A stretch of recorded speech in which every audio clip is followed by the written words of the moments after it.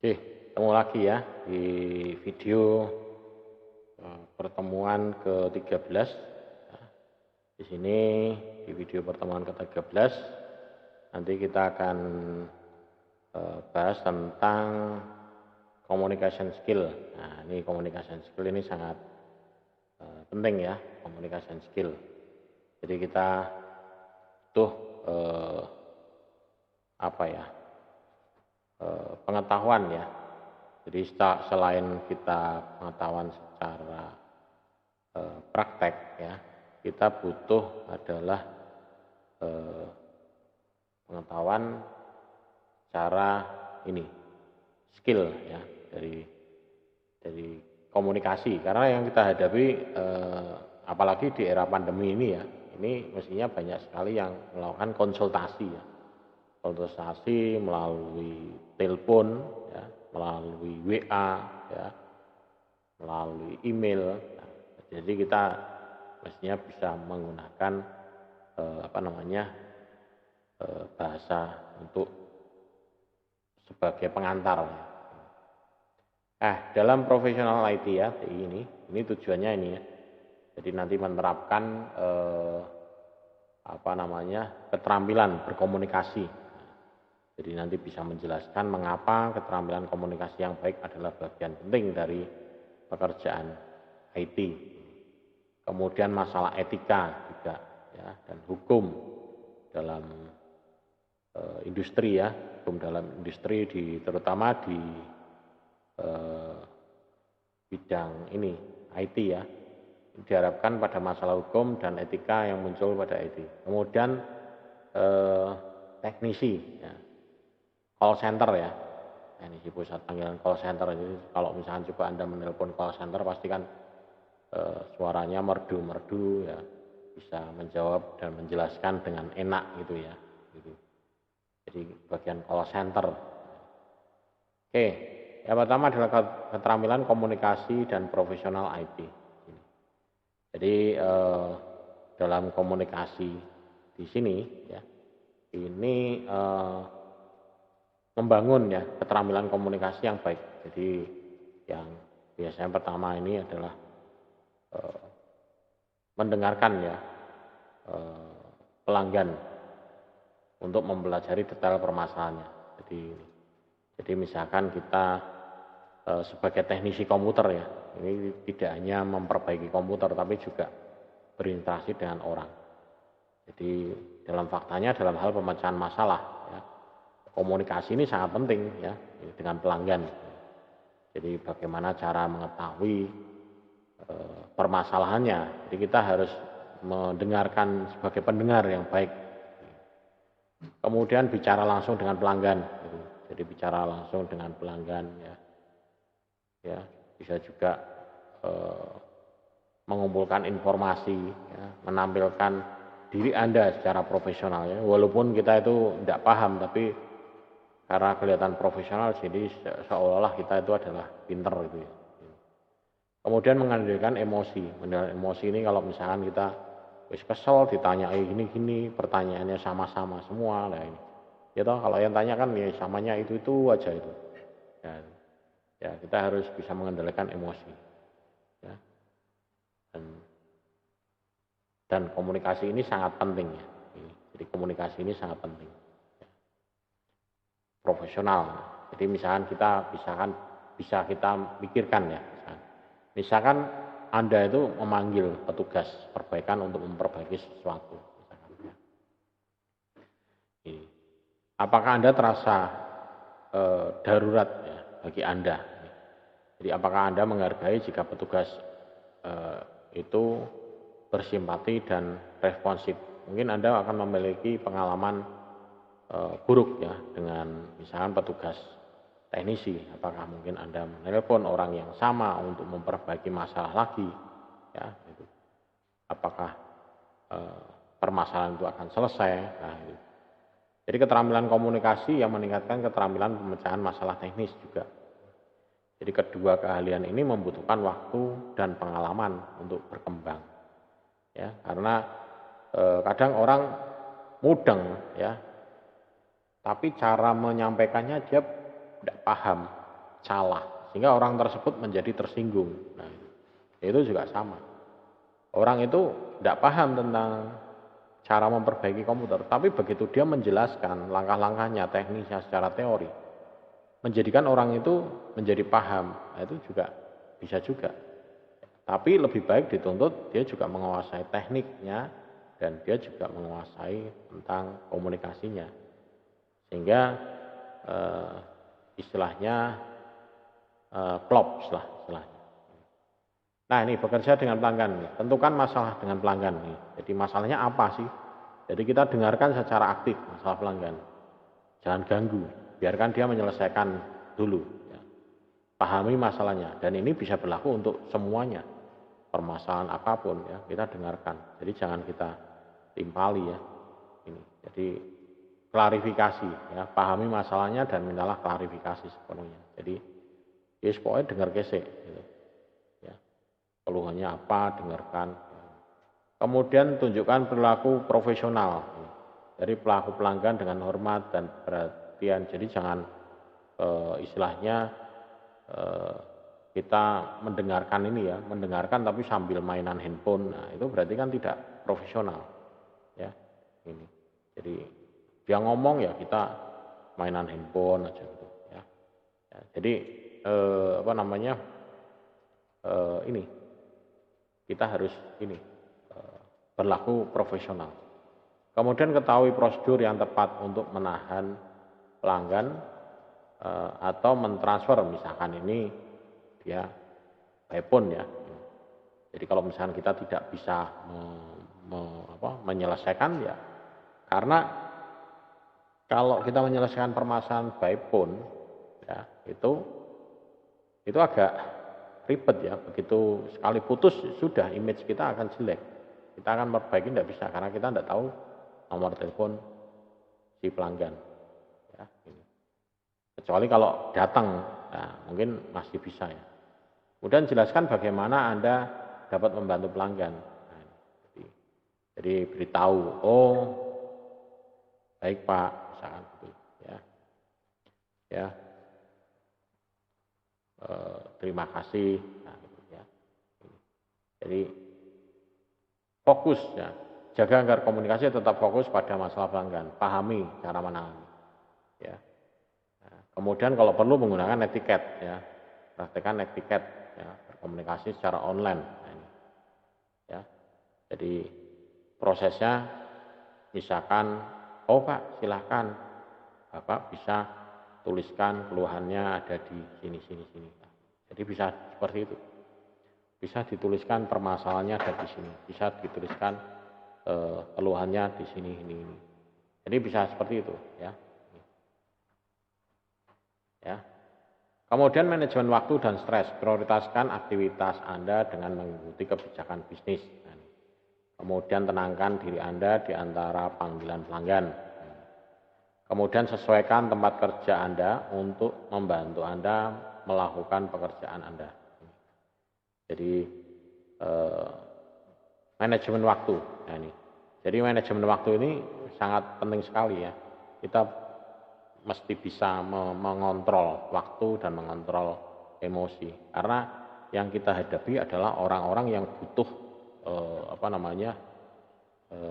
butuh penyelesaian. Mereka yang punya masalah dengan komputer, dengan peralatan mereka. Nah itu. Ya, jadi kita juga harus menanggapinya dengan dingin, ya, jangan stres ya, jangan emosi.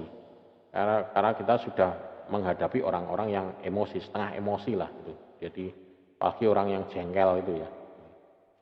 Kemudian amati SLA, ya, ini. Jadi kartu garansinya, ya, garansinya. Apakah masih berlaku atau sudah tidak ya? Ini. Jadi garansinya gimana? Ini garansinya, oh maaf Pak, ini garansinya sudah tidak habis. Jadi diutarakan di situ ya, perjanjiannya. Kalau misalnya garansinya sudah tidak aktif, maka diutarakan risikonya apa kalau misalkan ada kerusakan kayak gini. Kemudian nanti sampai ke dengan biayanya. Jadi jangan sampai nanti, oh ini sudah ada garansi tapi diem aja. kemudian tahu-tahu ada tagihan, baru diutarakan, oh ini sudah tidak garansi di akhir, Pak. Nah, nanti yang jadi adalah seolah dikatakan menjebak gitu ya. Jadi utarakan, oh ini sudah tidak garansi Pak, maaf. Jadi kalau ini nanti ada kerusakan, ada kemungkinan timbul biaya, nah, misalkan seperti itu. Atau ini nanti akan ada kena biaya servis, nah, dicek dulu Pak, biaya servisnya berapa. Kemudian nanti kalau kerusakan ya nanti diinformasikan dulu kerusakannya apa, biayanya berapa, nah itu biasanya seperti itu. Ya. Jadi SLA mendefinisikan kesepakatan antara pihak yang berkepentingan di sini.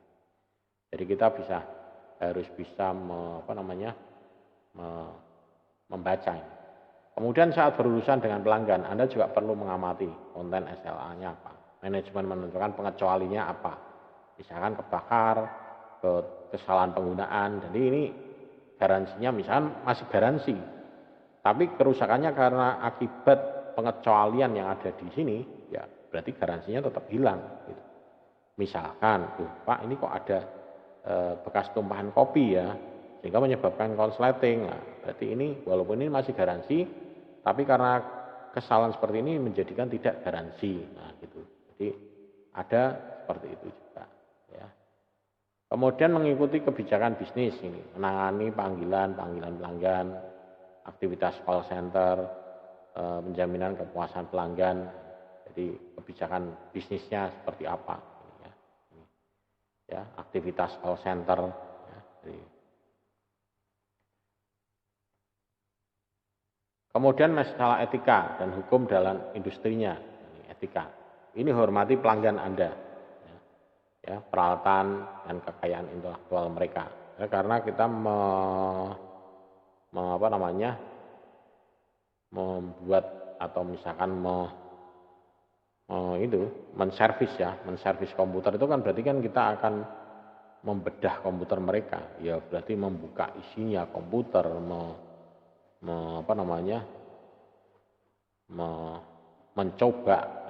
mencoba semua yang ada di dalam komputer. Nah, berarti kan kita dengan secara tidak langsung akan mengetahui semua peralatannya, kekayaan intelektual mereka. Mungkin di sana ada hasil karyanya berupa skripsi atau berupa karya-karya gambar atau apa. Nah, itu.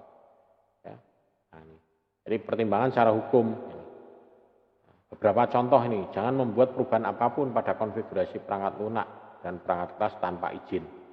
Misalkan mengubah wallpapernya, mengubah icon-iconnya, merubah tata letaknya, ya, merubah tampilannya tanpa seizinnya. Ya. Kemudian mengakses akun pengguna pelanggan tanpa izin. Ya, di situ ada alamat emailnya atau login ya itu, atau login. Nah. Biasanya ada yang nyimpen ya. Ya, punya saya itu kan juga nyimpen ya. Passwordnya nyimpen di sini, auto login. Begitu masuk Windows Mail langsung auto login. Nah, itu. Jadi kalau bisa ya jangan mengakses. Mengakses ini dalam arti mengakses akun tanpa izin. Termasuk mengakses file-file data dokumen, misalkan doc atau data-data dokumen apa yang lain. Atau pelanggaran undang-undang hak cipta. Wah, udah tahu ini ada gambar-gambar, di copy aja. Oh, ini ada game-game, ini di copy aja. Ini ada ini di copy. Nah, itu termasuk melanggar. Ya. Kemudian menggunakan sumber daya IT, pelanggan tanpa izin. Ya. Wah, servis laptopnya diservis. Ya. Laptopnya nganggur kok, dipakai aja untuk kerja. Atau dipakai untuk nyervis di tempat lain. Nah, itu tidak boleh. Wah, itu komputernya itu ngambilnya kapan? Oh, mungkin Pak. Kemarin katanya 2 minggu lagi mau baru diambil karena dia ada biayanya belum ada untuk ngambil, jadi nunggu gajian dulu baru bisa ngambil. 2 minggu, 2 minggu tak pakai dulu, tak bawa. Nah, itu. Buat tak pakai untuk nyervis wifi di sana. Nah, itu tidak boleh. Ya, itu. Perizinan, ini lisensi pribadi, ada lisensinya, ada lisensi pribadi, lisensi perusahaan, ada open license, ada lisensi komersil. Nah, ini juga. Ini program yang biasanya berjalan hanya pada satu mesin, nah, ini lisensi pribadi. Ya, lisensi pribadi ini personalization, biasanya ini OEM ya. Kalau beli laptop ya udah lisensinya ini. Kemudian ada yang lisensi perusahaan membayar karyawan untuk menggunakan perangkat lunak ini. Jadi ada lisensi per perusahaan. Kemudian ada juga lisensi terbuka, open license. Kalau ini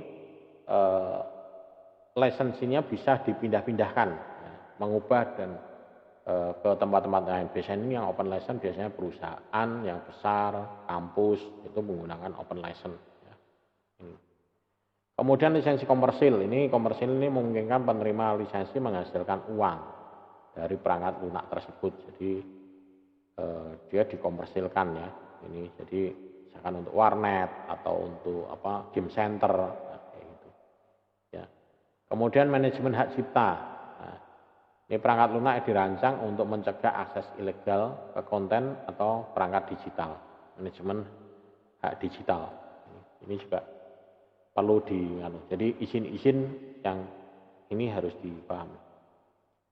Kemudian ada juga komputer forensik. Ini pengumpulan dan analisa data dari komputer ke perangkat terkait. Ini yang sudah pernah ada ini yang sekarang itu dilengkapi itu adalah bagian forensik. Ya. Jadi kalau misalkan ada ini pemalsuan data ataupun kecurangan, terutama ini orang-orang pajak ini biasanya udah punya ini perangkat forensik untuk ngambil data tanpa harus merusak sistemnya. Ya, bisa. Ini ada dua jenis yang data yang dikumpulkan dengan forensik komputer ini. Jadi data persisten biasanya tersimpan dalam drive yang diawetkan dalam komputer yang dimatikan. Kemudian ada juga data yang mudah menguap, hilang saat komputer dimatikan. Jadi data ini mencakup data perjalanan yang tersimpan sementara di memori, cache atau register. Jadi ini data yang mudah hilang. Jadi ada dua ini yang dikumpulkan. Cuman saya belum pernah lihat ya mekanisme cara kerjanya, cara penggunaan komputer forensik ini untuk membaca data yang pernah ada di RAM, cache ataupun register. Nah, tapi sepertinya sih bisa katanya ya komputer forensik. Jadi ya kayak semacam ini flash disk atau hard disk yang sudah dihapus datanya itu masih bisa dibaca lagi. Ya. Kemudian di hukum cyber, soal pertama, personal IT ini harus memahami tanggung jawab dan kewajiban terkait kejahatan dunia maya, baik di negara, wilayah, ataupun negara bagian. Jadi kita harus memahami tentang personal IT. Kemudian ketahui kebijakan perusahaan terkait dengan kejahatan dunia maya. Dan pahami cara menyimpan bukti jika aktivitas ilegal ditemukan. Nah, jadi kalau misalnya kita menemukan aktivitas ilegal, cara menyimpan buktinya itu bagaimana? Ya, ini harus perlu dipahami, jangan sampai malah itu nanti menjadi bumerang. Kita yang menemukan bukti, malah kita yang menjadi terdakwa. Ya. Kemudian dokumen dan lacak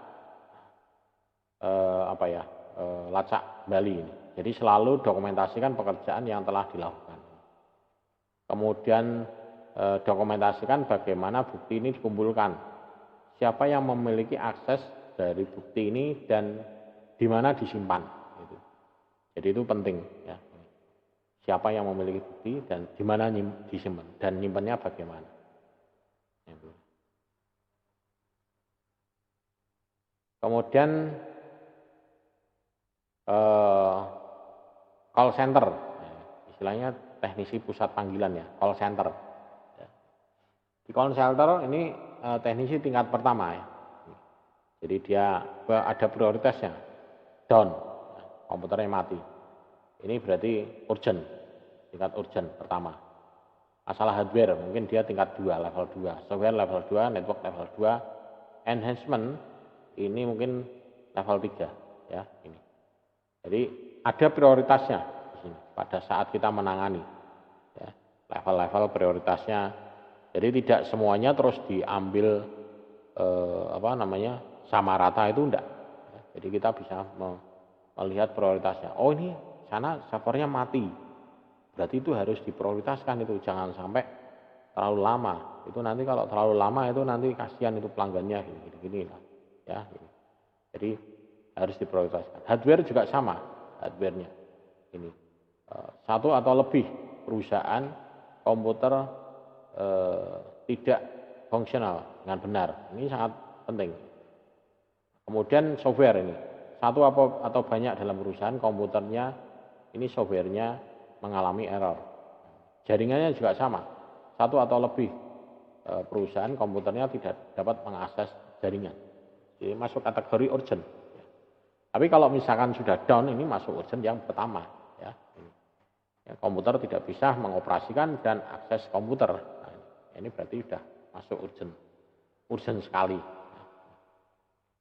Kemudian di bagian call center di sini ya, lingkungan kerjanya sangat sibuk ya dan cepat. Mungkin 24 jam dalam 7 hari. Jadi kalau ada arti 24 jam 7 ini berarti dia di sini adalah full time 24 jam. Tapi sifatnya dia bergantian, shift ya. Tidak mungkin satu orang. Jadi shift.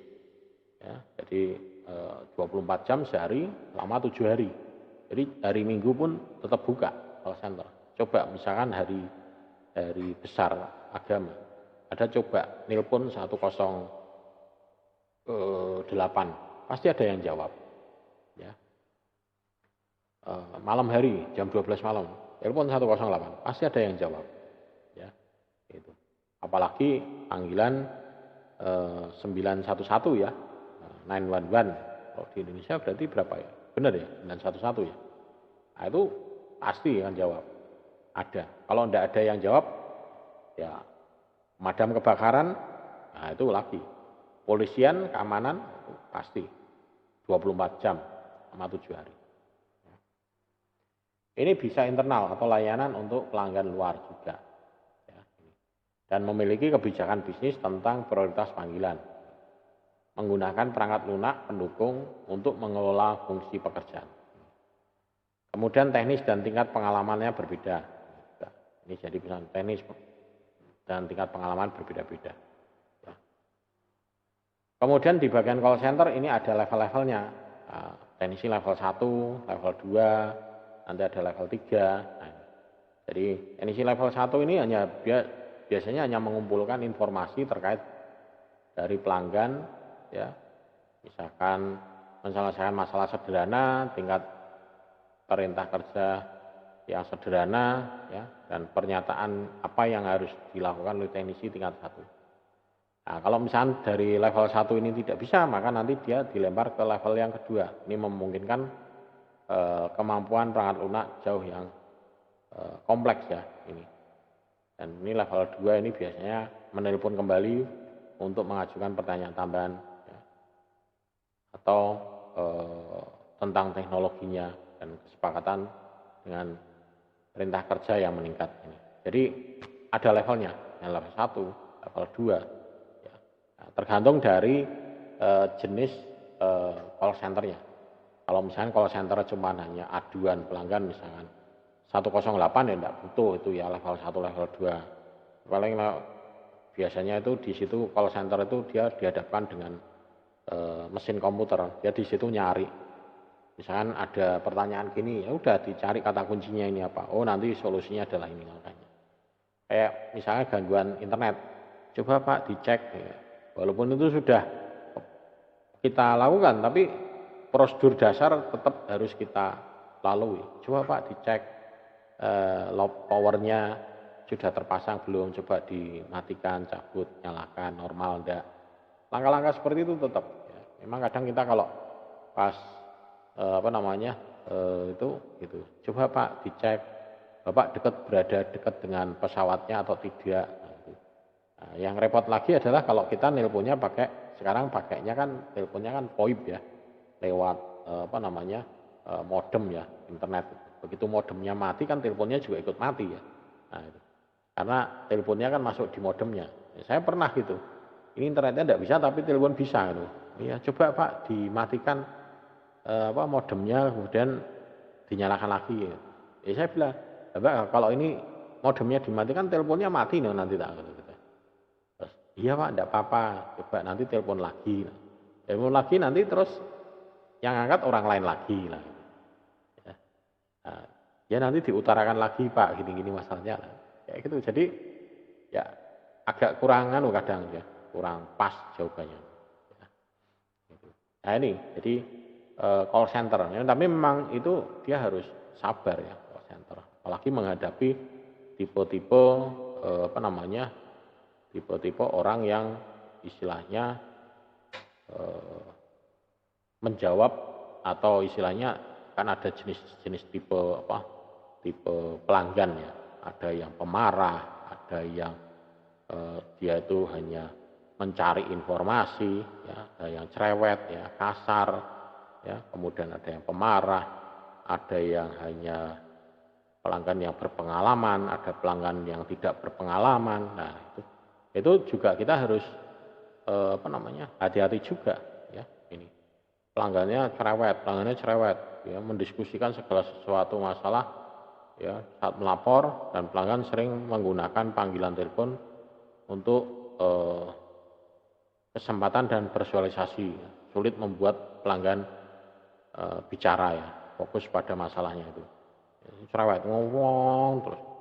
Kemudian yang kasar, pelanggan kasar, mengeluarkan selama panggilan di telepon ini sering membuat komentar negatif tentang produk, layanan, teknisi.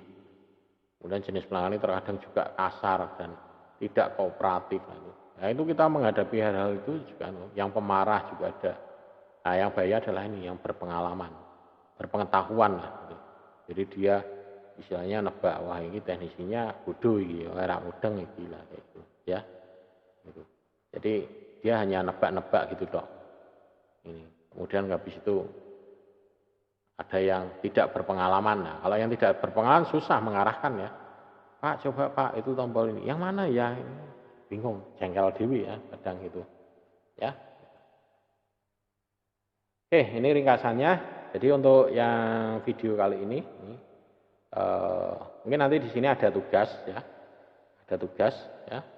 Tugasnya adalah nanti Anda coba apa namanya? Buat ya. Ini tugasnya